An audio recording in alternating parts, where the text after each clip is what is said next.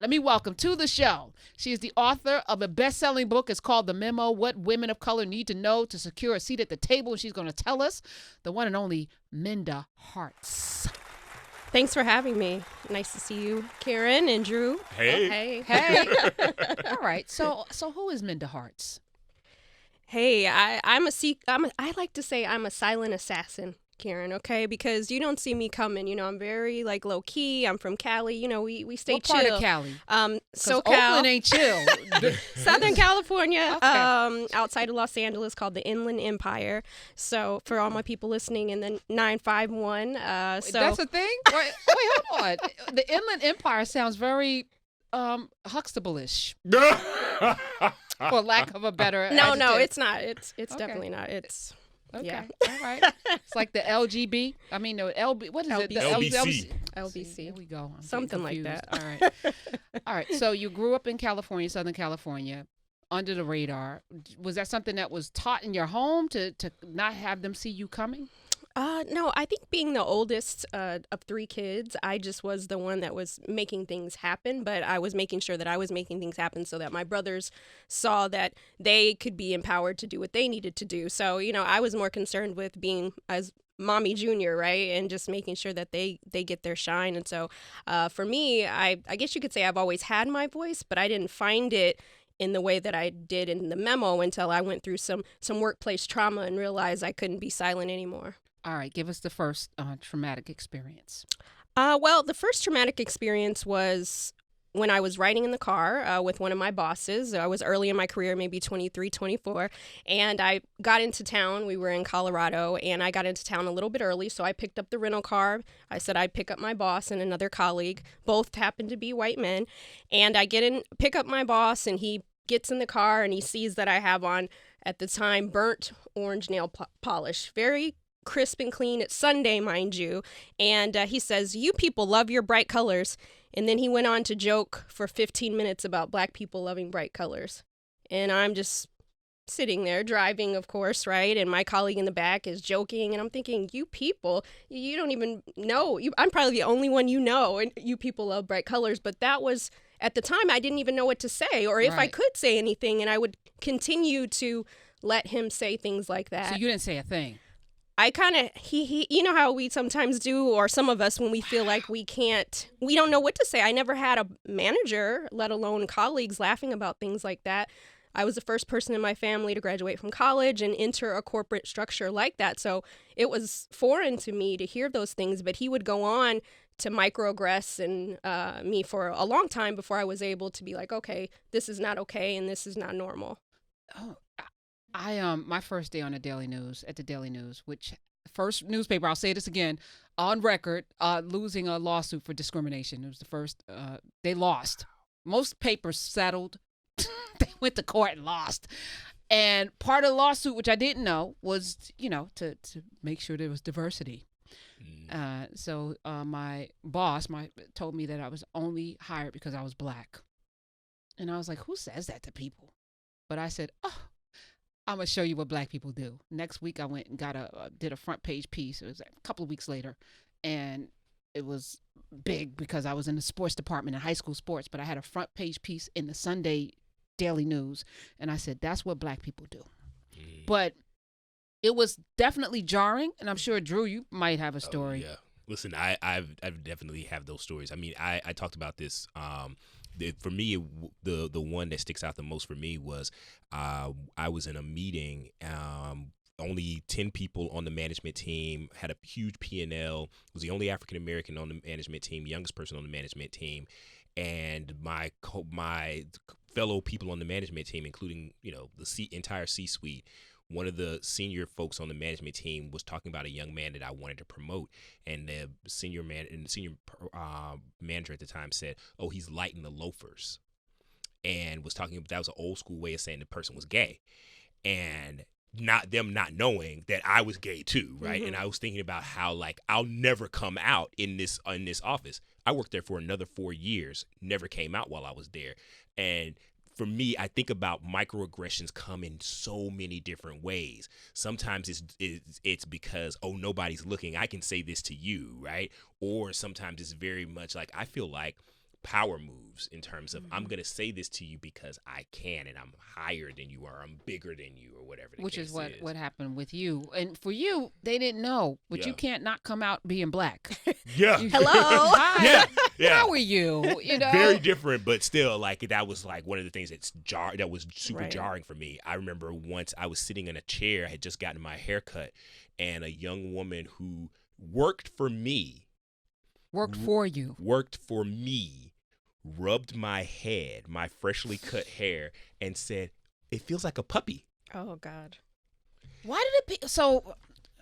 And Wait, because Minda Hart's, whether it's Bloomberg saying Cory Booker's well spoken, the microaggressions of the thing is like a death by 1,000 cuts, paper cuts. It's like it just hits you in places because it strikes at your core, and you don't have an answer for it because then you're overreacting or you're sensitive, You're angry. You're yes, all the things, right? So why do people think that they can say these things though? That's the thing to me. It's like even in polite company, if you were raised well, you would know better than to say "you people."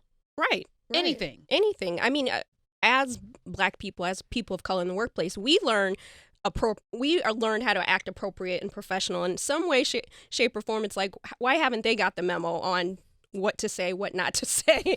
And even I was just having a conversation online about just how often we get mistaken as the help, even when we're dressed up professionally. I went to an event for work in my corporate job, and they sent me, it was on the Upper East Side of New York, and it still stings, death by 1,000 cuts. I came in all dressed up. The doorman sent me to the back, but I didn't know he was sending me to the back entrance. I thought it was, it was a penthouse suite, so I thought it was a private elevator. I get up to the top, and it was the back door for the service for those helping. And I saw the door, and for like 10 seconds, I'm like, that... yeah. And he thinks I'm here to serve. And so I waited to go back down. I'm not going back there. I'm going back down, going in the way that I'm supposed to. And one of the residents, the garbage man, he says, "Why don't you just go back there? The door's right there." I said, "My ancestors worked too hard for me to go through that back door. I'm going down and going the same way all the other guests are." And when he seen me, he's like, "What happened?" I'm like, "I'm a guest." And he didn't say anything. And I said, "Well, where am I supposed to go?" And he just pointed that way. And then I get up there and I tell my boss, "You know what just happened to me?" And she just laughed. She's like, "He didn't mean any harm." And those are the things that we hear, that we get told time and time again. So what do we do?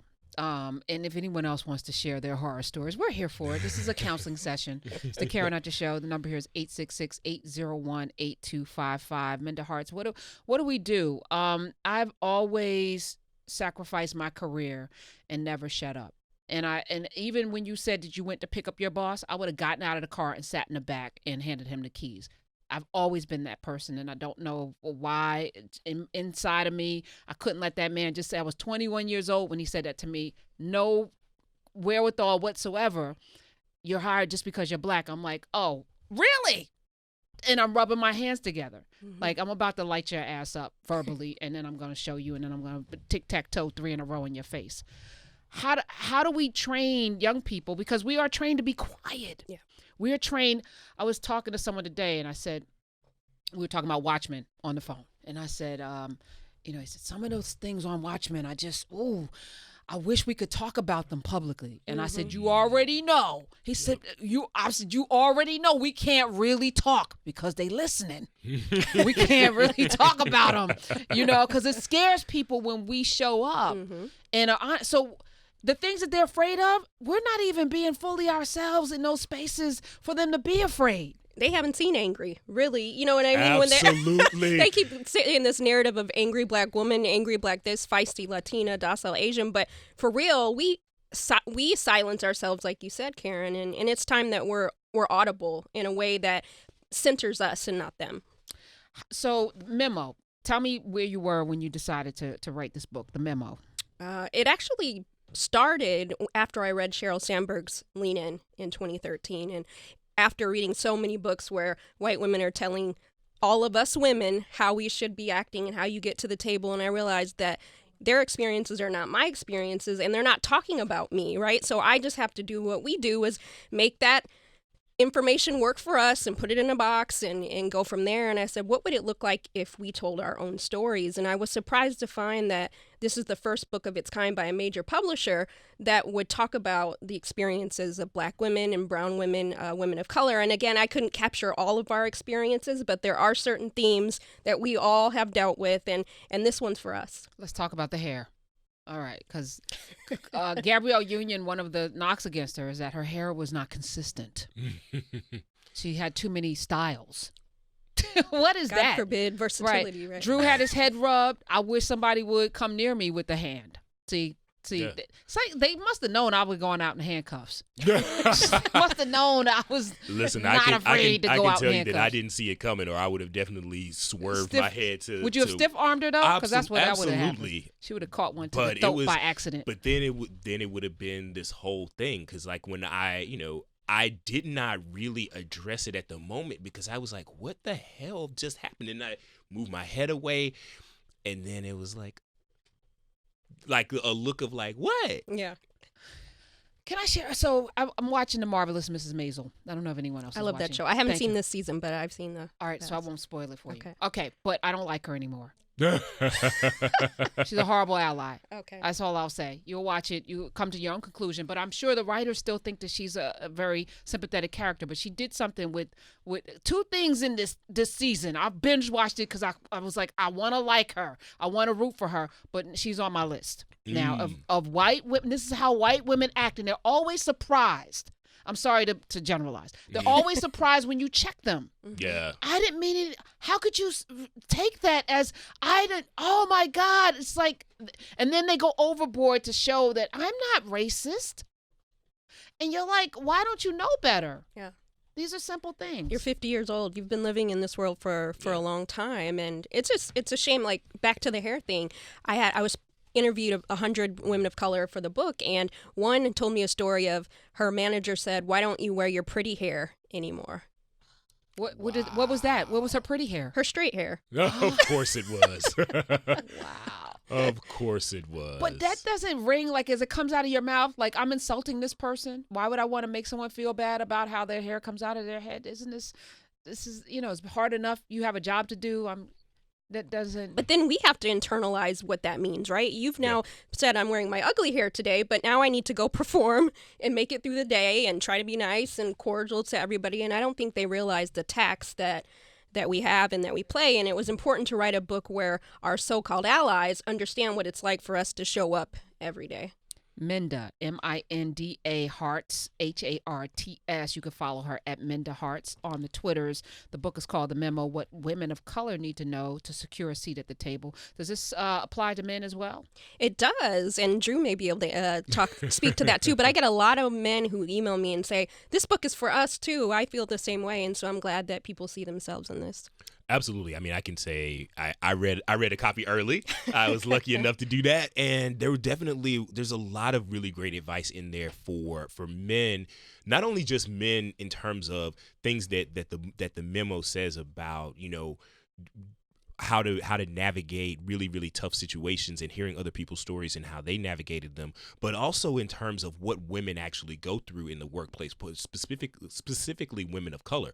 I think it's really important for men to understand that we are Black, right? And we have all of these things that are headwinds for us in corporate spaces, but our experience is not exactly the same as Black women's experience.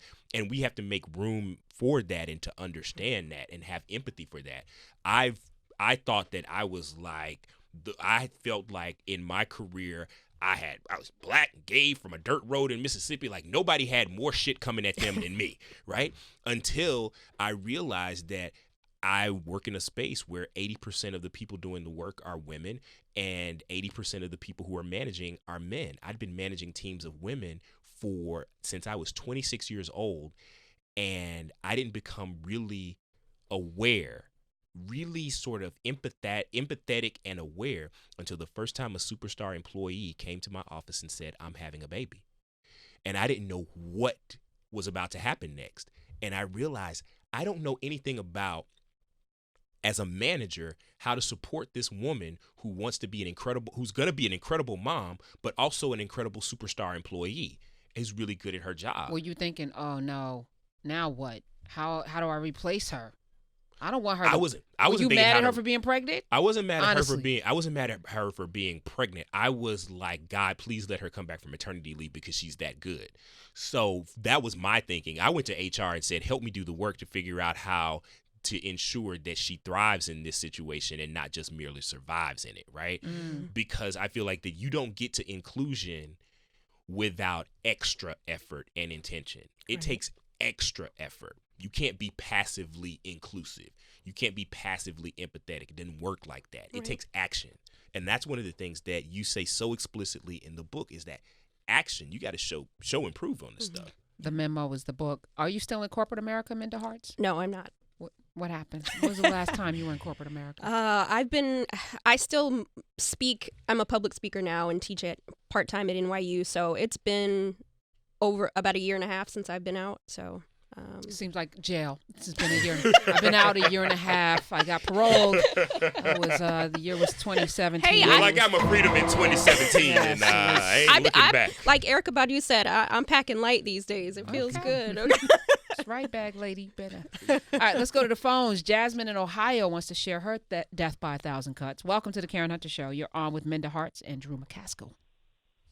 Hi, how are you all?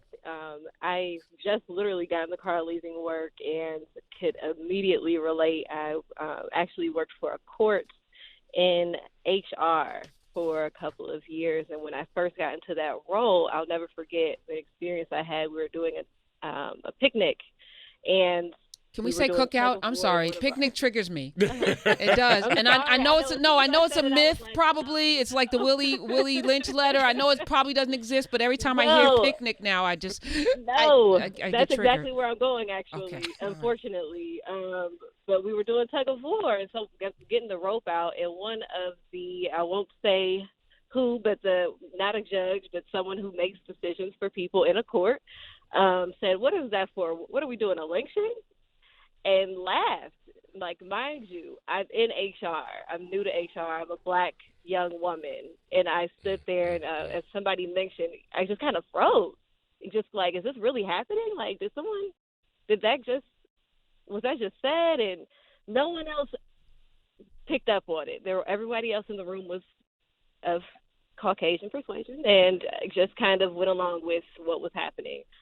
And I worked really hard to get out of that role. You know, I've since left, but I mean, those types of situations just consistently happened. And it was so frustrating for me because a lot of people feel that in a court setting, people have a higher standard. There's a higher moral compass.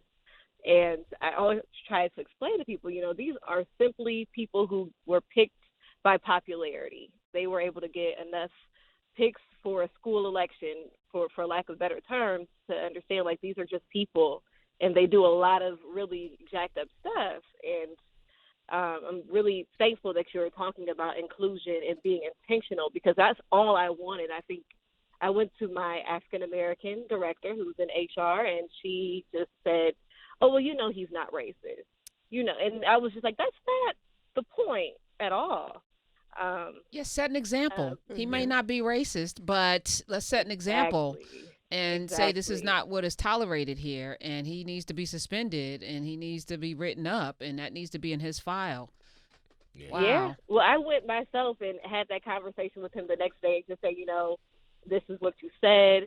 And of course, I didn't mean it like that. And I'm like, well, how did you mean lynching in whatever, you know, but I just kind of wanted to go and validate. And I was terrified, you know, young in my early 20s and being in this new role and just wanting to, you know, have a seat at the table, but not wanting to compromise myself for that space. So thank you for allowing that venting session, because I absolutely can relate on so many different levels. Thank you, Jasmine, for sharing. Appreciate it. So, Minda, how does one navigate a space like that? Can one be bold and still maintain their job? Is there coverage in filing a complaint with HR? Does that give you coverage so that if they do something to you, then you have, you're letting them know I will sue you? Like, I'm not the one. Does that help, or does that make you a pariah at work? It could, and it depends on the culture that you're in. But the one thing that I will say is kudos to you for speaking up, because I think that's part of it. Oftentimes we've learned to just, we've told ourselves they don't mean any harm, so we go on to the next thing. And I'm glad that you spoke on that. And I think we do need to go back and say, what did you mean by that, so that they have a moment of clarity. But the other thing I want to say for those listening, if you consider yourself an ally and you see those things going on, you need to step up, because everybody heard him say that. And for nobody to step up and let you sit in that by yourself, that's not, I talk about activism in action. Somebody should have said, hey, Bob, we don't do that here, not just to let us sit in it. And how many times have we all been in the boardroom when somebody said some off the wall thing and we just sit there and they sit there, or joke around. And I think it's time for so-called allies to step up and show up when it counts. Because, Minda, sometimes it feels like, we say, okay, well, I wish I had said something. Yep. It gives us this whole additional trauma afterwards, because we second guess ourselves for the next 2 or 3 weeks afterwards. Like, I should have said this, or I wish I had said that, or why didn't I say that? It's like we keep experiencing the trauma over and over. We go back to our cube and we play it over in a loop. Worse than that, the next person then gets the backlash of all that first person didn't get, because that's built, because I know this is why don't let stuff fester, because then it comes out and you might be overreacting, but you're reacting to the 5, 10, 11 things that you've endured and not said anything. So that one time you do speak up is like the gates of hell have opened.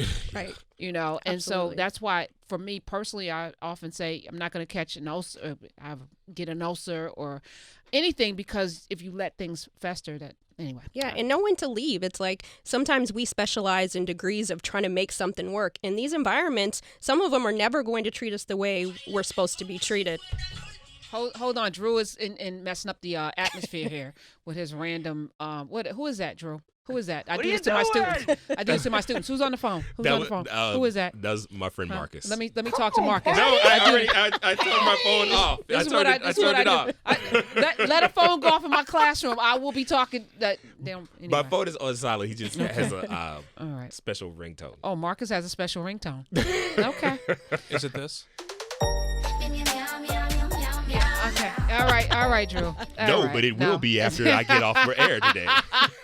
Minda Hart is here. It's the Karen Hunter Show. Anything can happen. Let's go to Beverly in California. Welcome. Hi, Karen, and hi, Drew, and hi, Linda. Minda with an M. Oh, I'm sorry, Minda. Now I understand why people are nervous. I had an experience about 5 years ago. Let me catch my breath. Where I was working for Apple Valley Unified School District. I had been retired for 5 years, so I just wanted to get back in the game. I just wanted to volunteer. However, the gentleman who was the principal decided he didn't want this black person there. So the Human Resources Department decided that with my experience, they wanted me to substitute. So after the complete going through all the paperwork that they needed me to do, they had me teach a ceramics class. Now, mind you, I had 33 credentials, so I was well qualified. After the second day, the principal decided that he didn't want this black person there. He's told me that, a parent said that you tore up a child's paper. I'm teaching ceramics. and they escorted me out. I was livid. So as a result, I wrote a grievance about them, and ultimately I had to go before their attorneys. They did not want me to be there, and about 30% of the students were minority or black students, and no black teachers at all. And I'm a black teacher, well qualified. It's unbelievable. Sorry you went through that. Yeah, no, it's real. And let me just say, Beverly, breathe. And I don't know why you're nervous. Let me hear why she's nervous. You're spectacular. Okay. I don't always agree with you, but I love you. So I like that because it keeps my mind working. Right. Well, what don't you agree with? Just want some clarity on those things. No. It's nothing major. It's something to do with me, not you. So that's something I'm working on. But Lizzo's butt. What do you stand on? Where do you stand on that? Thumbs up, thumbs down. Oh, thumbs up always. You like her butt showing on the jumbotron? No. Lizzo? Yeah, Lizzo. Oh, heck no. I'm a person, I don't like public display of anything. Okay. Keep your personal business in your personal space. On that, we can agree. Yes. You better do that, Beverly. And I'm sorry. So where are you working now? Huh? Where are you working now? Oh, I've been retired for 11 years, even though I had 27 credentials, and I worked for LA Unified for 33 years. And I have to repeat. During the times I was working, I was shot at 3 times. What? Whatever said, Jesus. on the job 3 different times. What? And every year that I would go back, try to get my kids to graduate from high school, one of them had been killed. None of that information was ever sent out. None. Sounds like you have a book. Yeah, hello. Yeah. And speaking of books, we're talking about The Memo, What Women of Color Need to Know to Secure a Seat at the Table. This is Hachette. Hachette did this? Okay, Yes. You had a good editor? I had a good editor. Okay, Yeah. you're happy with the book? I'm book happy is with cool? the book. Let me the see. book Is this my copy? Because I didn't get one, Minda. I'm gonna send you one. Can I give this one away? Look, she's got notes in it and stuff. Oh, Who's this? A woman. Happy birthday. A woman from securing your seat. Denmark Okay. sent me a message and said she couldn't get the memo out there, and so it's her sister's This is turning her book? 30, and so All right, I can't. But I'm give gonna this send one you away. one. All right. I did bring you a shirt though, Karen. All right. Okay. I appreciate it. She did bring gifts. I'm just messing with her because that's what I do. All right. Minda Hart is here. We were talking off mic about things we can do in these spaces and then we're going to get to a lot of people's calls as well. What do you want to tell us?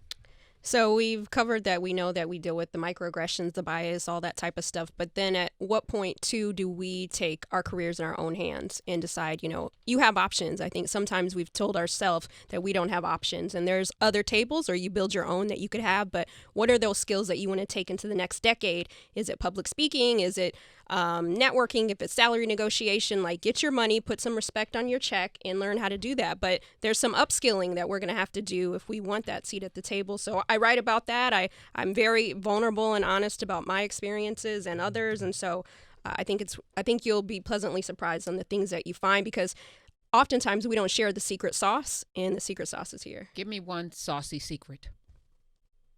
Your network, building strategic alliances at work is really important, because who's speaking your name when you're not there? As Black women, we've been told to keep your head down and work really hard, but while our heads are down, this whole other universe and game is being played and we're not a part of it. And so we need to show up after 6 at some of the events. We need to be in the break room when we don't feel like it for the birthday party, like let people see our face, and also articulate your value and quantify your worth. How will people know that you want that seat or that you want a promotion if you never say it? They're not going to. Breaking news, nobody's coming to tap you on the shoulder and be like, you've been working really hard today. It's your turn. We got to be out there and say what we want. And sometimes it's not racism. Sometimes, it is always racism, but it's sometimes just not people considering. They're not thinking about us. They're not thinking about You're you. invisible to people a lot of times anyway. And so if you're not there on cake day and if you're not there at cocktails, then you're even more invisible. Mm-hmm. I feel like that 9 times out of 10, it's not the work. We do the work. We work as hard. We work hard. It's not the work that keeps us from getting promoted and pushed forward. Oftentimes it's culture and how we navigate culture. That the hardest thing for me was always getting the culture right. 866-801-8255. I just interviewed Clarence Avant's daughter, Nicole, and she's amazing. He's amazing, but he was one of those people that knew how to navigate these spaces and take those microaggressions and turn them into power plays. And when I was younger, I would play these games. And for me, it was all about what can I do to get to the next place? And so that my assault wasn't on my spirit, because I was playing a game of chess that would get me to the next place. And how do I navigate that? But I couldn't play the game for long. Eventually, it was like it was like, oh, I'm sorry, I can't keep this going. I got like a 2-year window, and then it would all just like that, like I don't know. Anyway, let's go to the phones. 866-801. I was gonna say something inappropriate, but I'm gonna not do that. I'll save it for later. Let's go to Troy in Delaware. Welcome. What's going on, guys? Hey. I have a story from high school. So, back in the mid '80s, during the b-ball, b-boy era, everyone was so Afrocentric, wearing the African medallions and all that. I had the continent of Africa cut into my hair. So when I went into my classroom in my psychology class in high school, my teacher was kind of like, what's this going on here? I'm like, it's the continent of Africa. So not too long after that, we had a parent-teachers conference, and the teacher proceeded to tell my parents that, I don't think your son is adjusting to the environment very well. I went to a predominantly white high school. It's probably only about 10% black in my high school in Central Jersey. But what I thought was kind of funny, because my sophomore year, I was already class president 2 years in a row. I was on the football team, student council. So it was kind of funny to say, I'm not adjusting to my environment, because of my ethnic look and how we did things and how we walked around school. But, yet, I got the support of all my white peers to be the class president for 4 years in a row while I was in high school. Thanks for sharing. It's not a corporate story, but it's relevant. Mm-hmm. Y'all are so nice. Jay in Atlanta. Welcome to the Karen Hunter Show. Am I the only person trolling people today? Hi, Jay. I'm good. How are you? I'm wonderful. So this is a corporate story. My name is Jay. However, my name is JM. So I was a supervisor, I was a supervisor at a textile company. However, sometimes I wear my hair is long. Sometimes I wear it straight. Sometimes I wear it, braided. Well, apparently we had hired a whole new set of people, and these new people came through. They had been there for a while. They was having conversations about my hair and didn't know I was sometimes I would hear them, sometimes I wouldn't. So it was to the point where I didn't know black men wore weaves. Oh, I didn't know, and then it's like, then how does he get the nappy ropes back in his hair? Because I would have them braids. So in these conversations, sometimes I would catch it, sometimes I wouldn't. So apparently one of the black females that kept her hearing it, she had made a comment about it.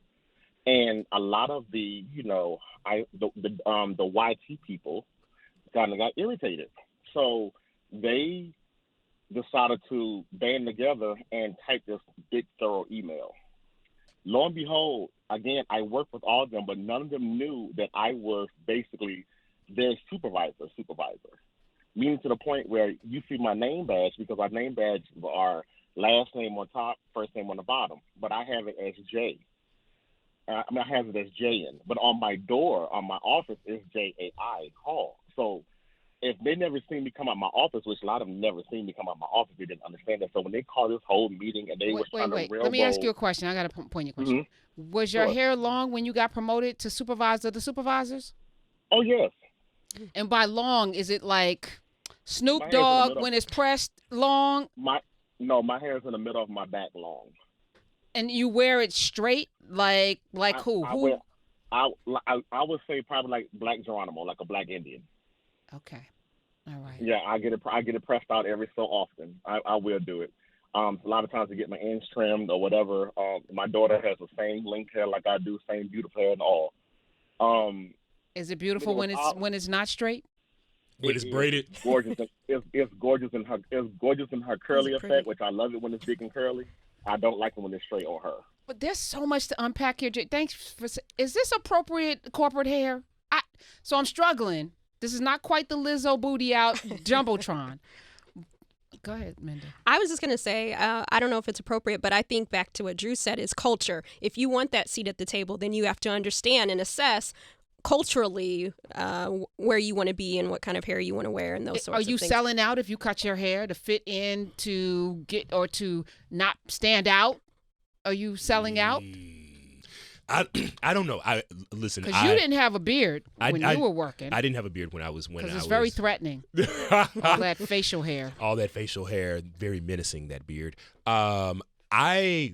I wasted so much of the beginning of my career trying to look and sound and be like everybody else. And what I will say to any person of color out there, because I don't have the female experience, I can only speak for as a man of color, is that assimilation is exhausting. Mm-hmm. And it leaves no time for innovation and no time for creativity. And those are the two things that our companies need from us more than ever. And so you have to figure out how to figure out what is appropriate for you and your culture so that you in your work quote culture, or find a new work culture. And that's the thing, find a new work culture, but also know that there are other places and you get to decide, you get to make the decision on if this is going to work. Because if they're tripping about your hairstyle, trust me, that's only the beginning. It's going to be some other stuff too. So recognize that it's not just the hair. Yeah. I have an interview on Wednesday with one of the largest banks in the world, not just the country, and I'm not shaving my beard. Would you have done that 10 years ago? 10 years ago, I probably would have shaved my beard, right? But are you wearing a tie? I am not going to wear a tie because it's a marketing job. But those are decisions that I personally have made. And I'm not saying everybody else can do that because everybody doesn't have my resume. So you've got to. You got receipts, right? Exactly, yeah. Right? And so 10 years ago, I didn't have my current resume. And so 10 years ago, I may have been a little bit more conservative in terms of how I not only showed up for the interview, but also how I showed up at work because your work has to precede you, right? To a certain extent in a lot of environments. I am never the person who says bring your whole self to work because the rules are just different for us. They are. I think that you have to be authentic at work because otherwise you die 1,000 deaths every day. But the rules are very different for us sometimes, and it depends on whether or not you want to play that game and at what level you want to play it. Now you're gonna get all of this, right? All of that. Mm-hmm. Camouflage, Drew, with the combat boots. Yeah, I'm not gonna wear these Timbs. Up for casual Fridays, but that's the thing. Like someone asked me, they're like, "Would you go back to corporate America?" And I said, "Well, they would get who I am right now. You know, yes, Minda Hart. That's who they'd get, and right? I'd And you show up probably would be more successful because yeah. then you're more comfortable to show up with your hair and the way right. you love this. All right, so the memo out everywhere. We're going to tweet out. Of course, yes, we probably get it already for the tweeted. Holidays. Okay, all right. Will you come back? Yes, thank you for having me. You can come back. Minda Hart, Minda Harts, Harts. Follow her as well. Get the book, The Memo.